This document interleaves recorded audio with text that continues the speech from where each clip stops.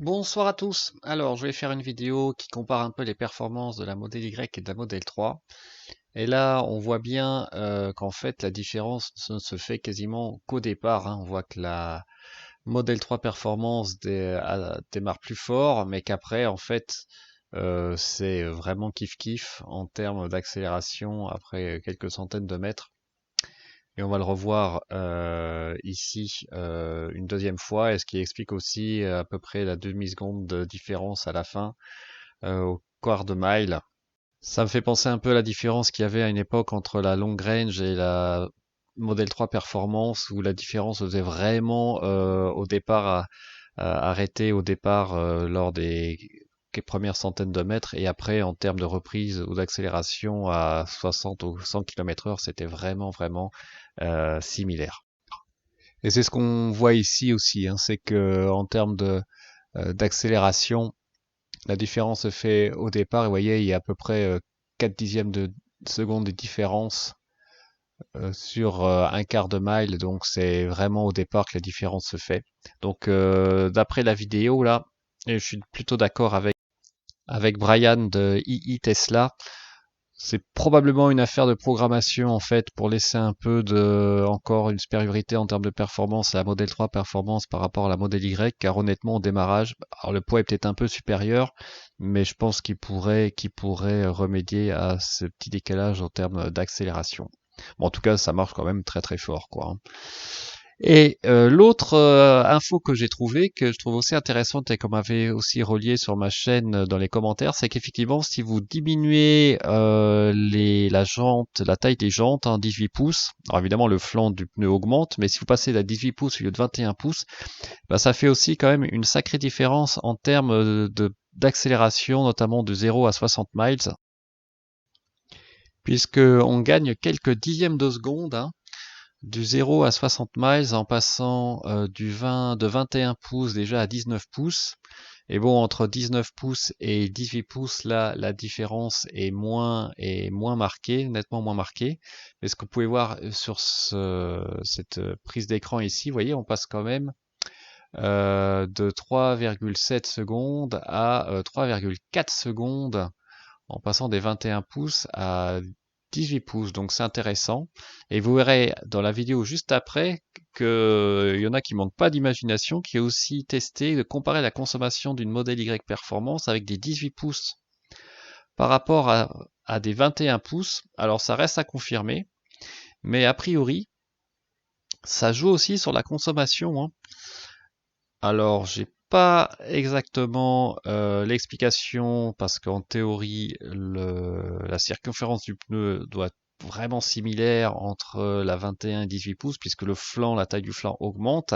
Alors la largeur, je vous avoue que je me rappelle plus si c'est possible que le 21 pouces, la largeur du pneu soit plus grande que le modèle standard 18 pouces, mais ça a tendance à confirmer aussi ce que moi j'ai vu sur ma performance, donc modèle de base 18 pouces, qu'on le voit aussi dans ABRP, c'est que la modèle 3 performance de base à 18 pouces consomme moins que la modèle 3 performance avec les jantes 20 pouces de base. Donc ça joue, c'est clair que ça joue un peu, notamment quand vous dépassez les 100-110 km/h. L'autre info vraiment très intéressante que je ne connaissais pas, c'est qu'a priori sur la Model Y, vous avez pour les radars, le radar donc je pense frontal, un système de chauffage. Donc ce qui permettrait vraiment d'être le radar, d'être aussi fonctionnel par temps de givre, vraiment très froid. Alors c'est aussi marqué aussi dans ce document là de Tesla. Alors est-ce que moi j'ai pas eu vraiment de problème jusqu'à l'heure actuelle par température négative, mais j'étais pas non plus vraiment en temps montagnard avec de la neige partout et de la glace qui se met sur la voiture.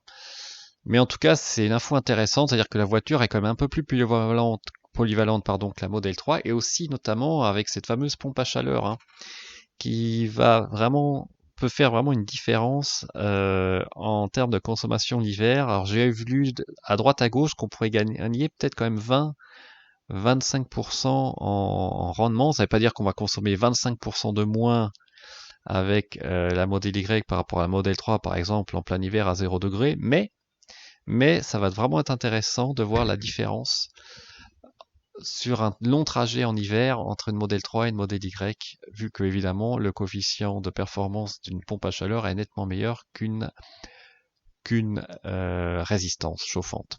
Et là, vous voyez, j'ai trouvé aussi une vidéo où vous voyez bien devant la pompe à chaleur. Là, il montre la partie avant de la voiture avec le radiateur et le condenseur. Mais à mon sens, je vois pas pourquoi ils ne mettraient pas ça plus tard dans la Model 3, notamment, ça doit rentrer. Et là, il montre qu'en fait, que vous avez le câble d'alimentation du speaker, hein, parce que vous savez que maintenant que la Model 3 ou Model Y peut-être va même parler, mais en fait, le speaker n'est pas présent au niveau de la grille. Vous savez qu'on a sous le capot avant à droite, là, normalement le speaker est là, mais là, le speaker n'y est pas, donc. C'est une version US, alors je ne sais pas s'il est ailleurs, mais en tout cas en Europe c'est obligatoire maintenant d'avoir ce système de bruitage, on va dire, à basse vitesse pour pouvoir signaler aux passants qu'il y a une voiture qui roule à basse vitesse. Autrement, évidemment, on n'entend quasiment pas la voiture à basse vitesse. Donc là, il détaille les autres différents systèmes de système notamment de la pompe à chaleur. Et vous voyez à l'arrière, il y avait aussi une rumeur il y a quelques mois qu'il n'y aurait pas de batterie 12 volts. Eh bien si, il y a toujours une batterie 12 volts sur la Model Y. Donc ça, c'est vraiment bon à savoir. Et que donc, si on tombe en panne de batterie 12 volts, par contre, on est bien embêté hein, parce que l'écran ne s'allume plus, etc. Donc j'ai hâte qu'ils mettent aussi cette mise à jour pour qu'on puisse voir en temps réel l'état de la batterie 12 volts et de pouvoir la changer en temps et en heure. Car là, on va me dire, vous êtes coincé aussi sur une thermique. Mais par exemple, si vous avez les freins bloqués et que la batterie 12 volts est en panne, je pense pas que vous puissiez débloquer les freins pour bouger la voiture, par exemple. Donc, c'est quand même bon à savoir. Les autres infos que je voulais vous montrer, c'est là sur cette site Twitter Out of Spec Motoring qui montre bien le Track Mode V2 hein, sur la Model 3. Bah oui, ça marche bien, hein, regardez-moi ça. En dérive, superbe là, bon contrôle du train arrière, on accélère à fond avec les 4 motrices pour ressortir en ligne depuis à la fin du virage du circuit. Et là, une autre vidéo qui n'a rien à voir, c'est un kit de couchage en fait qui est disponible pour Tesla. Et là, la personne a testé donc ce kit Testmat avec le mode camp. Vous savez, pour garder une température type camping pendant la nuit, et bien ça confirme un peu mes dires hein, sur une Model 3.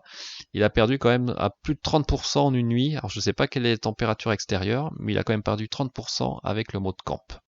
Alors j'ai glané aussi d'autres informations comme sur le hardware W3, là qu'en fait en haut, vous voyez de la carte, vous avez en théorie la possibilité d'alimenter plusieurs ports USB et a priori ils n'en utilisent qu'un pour alimenter les 2 ports USB à l'avant par exemple, ce qui est un peu dommage, ça veut dire qu'on pourrait avoir une alimentation plus puissante entre guillemets ou encore plus de ports USB sur la Model 3 alors que là ils n'utilisent qu'un port sur 2.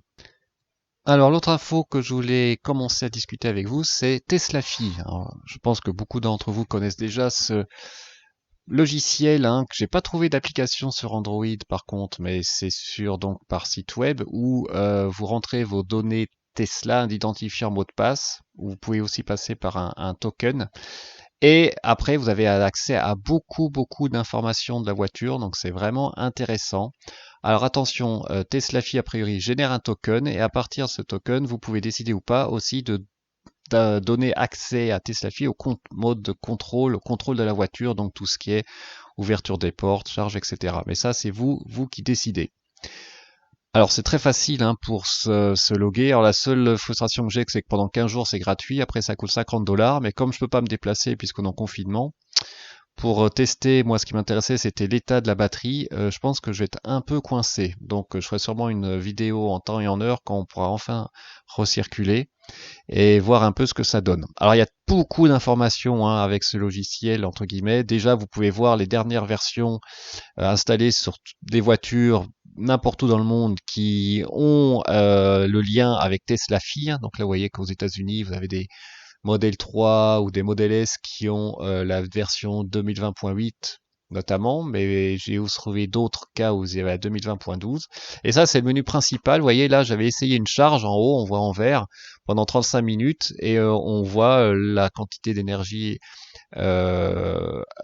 accumulée dans la batterie, même le pourcentage. Donc, j'ai vu que j'avais 90% d'efficacité. Donc je pense que c'est pas trop mal avec une borne de recharge. Ça a l'air d'être moins avec le chargeur mobile de Tesla. Et vous voyez là, j'avais activé les commandes, donc je pouvais à distance activer ou pas la charge, mettre le Sentry Mode, débloquer les portes, etc., etc. Donc, et vous avez les petites icônes en haut aussi qui vous permettent de passer d'un menu à un autre rapidement. Alors ce qui m'intéressait aussi, vous voyez, c'est que mon range estimé était 346 km avec 76% de batterie, mais le range, pardon, rated, donc c'était 346 en théorique, et estimé c'était 257. Donc ça, je pense que c'était par rapport à ma consommation moyenne notée sur la voiture. Et malheureusement, ce que j'ai vu aussi après en faisant une petite charge de batterie, c'est qu'il me confirme, hein, c'est que mon autonomie à 100% n'est que de 451 km. Donc, je vais voir avec l'été, si, en consommant moins, si je vais rester à ce range ou si je vais augmenter parce que je suis passé d'un coup de 495 à 455, 460 km et ça m'embête quand même pas mal. Je me demande si c'est pas lié à la mise à jour, hein, parce qu'il y a pas mal de gens qui s'étaient plaints suite à une mise à jour que l'autonomie de leur voiture avait diminué. A priori, c'était pour préserver la santé de la batterie. Et vous pouvez voir aussi, voilà, alors ça c'est assez amusant, vous pouvez voir par rapport aux autres propriétaires et qui ont le Tesla Fi et qui donc laissent la voiture Tesla Fi enregistrer les différents parcours qu'ils font. Alors vous voyez le range enfin qu'ils ont pu faire, donc il y a des consommations à 100 Wh au kilomètre, même moins, donc là c'est carrément du délire avec une average speed de 75 miles, là je sais pas comment ils font. C'est vraiment impressionnant. Et vous pouvez voir aussi, voilà, les gens qui s'arrêtent au superchargeur, combien de temps ils ont superchargé, combien de kilowattheures ils ont repris en combien de temps. Donc c'est plutôt sympa à voir. Mais ce qui est plutôt, et je referai une vidéo à ce sujet bien sûr plus tard, plus dynamique, c'est vraiment, moi, c'est l'état de ma batterie et l'état de la dégradation de la batterie qui m'intéresse. Et là, vous voyez, c'est pour vous montrer que oui, hein, il y a déjà des voitures qui sont passées au 2020.12, mais qu'une immense majorité dans les derniers jours sont passées à la 2020.8.2. Donc elle est toujours en déploiement. Alors Tesla Fi, c'est quand même un logiciel assez pointu, hein, parce qu'on peut perdre, j'ai perdu, vous voyez, 100 toucher les fonctionnalités, les paramètres, j'ai perdu 3% quand même en une nuit parce que je laissais pas la voiture rentrer en mode dormance, on va dire, en sleep mode, et après je l'ai autorisé, donc évidemment ça va mieux. Mais il y a quand même pas mal de paramètres à vérifier, autrement évidemment Teslafi va demander souvent la voiture à se réveiller pour avoir des informations complémentaires. Et vous voyez aussi, c'est vraiment pas mal aussi en mode sleep, combien vous perdez par heure ou pendant une nuit par exemple, vous perdez vraiment quelques kilomètres quand même, ou quelques dixièmes de kilowattheure. Même en mode dormance. Mais vous pouvez aussi avoir des notifications si les portes restent ouvertes ou en tout cas ne sont pas fermées à clé entre guillemets pendant 15 minutes, ça peut vous envoyer une notification, ça c'est bien pratique parce que ça par défaut l'application Tesla ne le fait pas. Donc voilà, je vais vraiment me plonger dedans et j'espère que d'ici 15 jours je pourrai quand même pouvoir utiliser la voiture et pouvoir utiliser donc le logiciel plus en détail. Et là, c'est ce que je voulais vous montrer là depuis le téléphone, hein, parce que l'appli marche, enfin l'appli non, le site web marche pas mal sur le téléphone aussi. Vous voyez qu'en mode non veille, j'ai perdu 1 kWh. Bah là, j'avais roulé en fait, donc j'ai fait 7 km. Mais par contre, en mode veille, vous voyez, en sleep mode, j'ai perdu 0,19 kWh en un peu plus de 4 heures. Donc c'est vraiment pas mal pour avoir vraiment une connaissance pointue de la consommation de sa batterie. Et il faut éviter évidemment d'avoir trop d'applications qui vont réveiller la voiture. Donc moi j'en ai deux hein, maintenant. J'ai Teslafi qui est pas vraiment une application. Et puis j'ai aussi l'application Jedlix hein, pour euh, piloter ma charge et donc être remboursé entre guillemets sur ma recharge en heure standard de base d'électricité. Et enfin, la dernière info du jour, c'est que j'ai vu qu'il y avait un nouvel onglet dans l'application Tesla que j'avais jamais vu, qui s'appelle Mise à niveau. Alors évidemment, j'étais curieux, je me suis dit mais qu'est-ce que c'est que ça? Est-ce que c'est une mise à niveau logicielle? Est-ce que c'est une mise à niveau, je sais pas moi, des fonctions de la voiture? Et en fait, oui, c'est par rapport aux options que vous pouvez commander sur la voiture auxquelles vous êtes éligible. Donc évidemment, la principale, c'est la conduite entièrement autonome que moi j'ai déjà. Donc je pense que c'est pour inciter ou peut-être pouvoir commander directement depuis l'application une nouvelle fonction, donc le FSD, sans passer par le site web. Alors ça m'intéresserait d'avoir votre expérience. Peut-être que par exemple sur les Standard Range Plus, on peut avoir la mise à niveau des sièges arrière chauffants automatiques. Alors a priori, je pense qu'il faut payer après, mais sans passer par le site internet, peut-être directement depuis l'appli, hop, on peut commander les sièges arrière chauffants ou commander les FSD. Mais là, bon, il faut quand même sortir la carte bleue après. Donc, je serais intéressant de savoir comment ça marche après quand on commande une mise à niveau comme ça depuis l'application. Voilà, bah écoutez, j'espère que cette vidéo vous a plu. Je vous souhaite une très bonne soirée. Prenez surtout très bien soin de vous. On se quitte avec cette petite comparaison modèle 3, modèle Y, là en accélération, toujours sympa à voir. N'hésitez pas à me laisser des commentaires, à laisser des pouces bleus, et utilisez mon lien de parrainage si le cœur vous en dit, et on se dit à très bientôt. Merci, au revoir.